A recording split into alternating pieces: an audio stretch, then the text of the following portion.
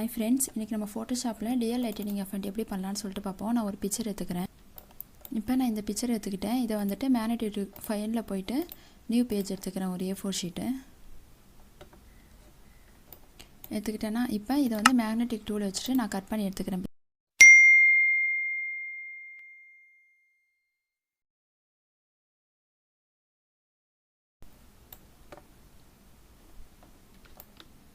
Cut பண்ணிவிட்டு கொஞ்சம் பெருசாக எடுத்துட்டு இதை வந்துட்டு நான் லெவல் பண்ணிக்கிறேன். ஃபேஸ் மட்டும் தெரியாத மாதிரி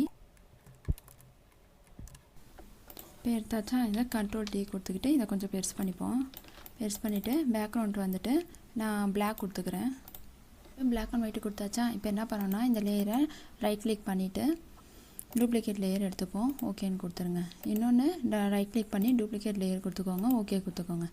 இன்னொன்று ரைட் கிளிக் பண்ணிவிட்டு டூப்ளிகேட் லேயர் கொடுத்துட்டு ஓகேன்னு கொடுத்துக்கோங்க. மொத்தம் எத்தனை காப்பி எடுத்துருக்கோன்னா நம்ம 3 காப்பி எடுத்துருக்குறோம் ஒரிஜினல் தவிர்த்து. இப்போ இந்த ஒரிஜினலை வந்துட்டு இந்த ஒரிஜினலுக்கு மேலே இருக்குல்ல அதை நம்ம இமேஜில் போயிட்டு அட்ஜஸ்ட்மெண்ட்டில் போயிட்டு பிளாக் அண்ட் ஒயிட்டுன்னு கொடுத்துருவோம்.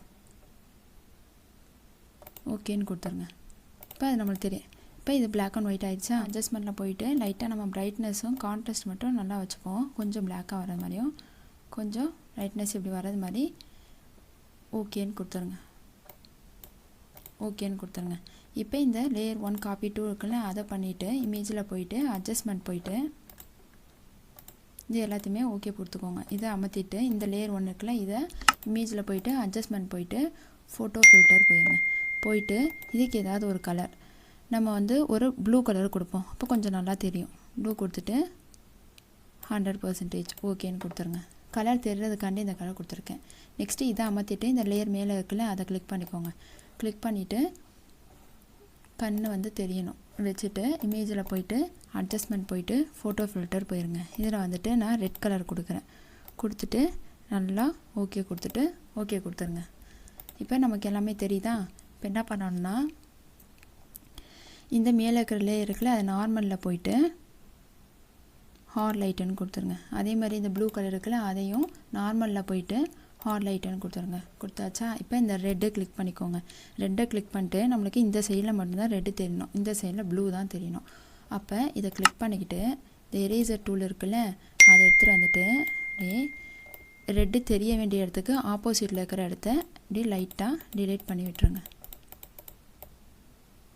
பண்ணியாச்சா. இப்போ இந்த ப்ளூக்கு போயிருங்க.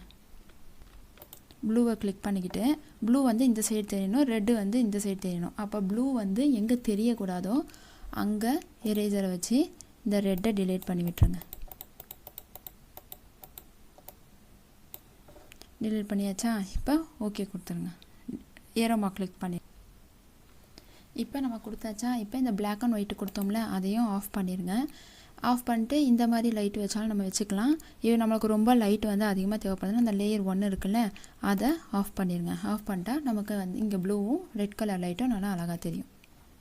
இதான் டியர் லைட்டிங் எஃபெக்ட். இதை வந்துட்டு இமேஜில் போயிட்டு ட்ரிம்முன்னு கொடுத்துட்டோம்னா ஓகேன்னு கொடுத்துட்டா நமக்கு அந்த ஃபேஸ் மட்டும் ட்ரிம் ஆகி தெரியும்.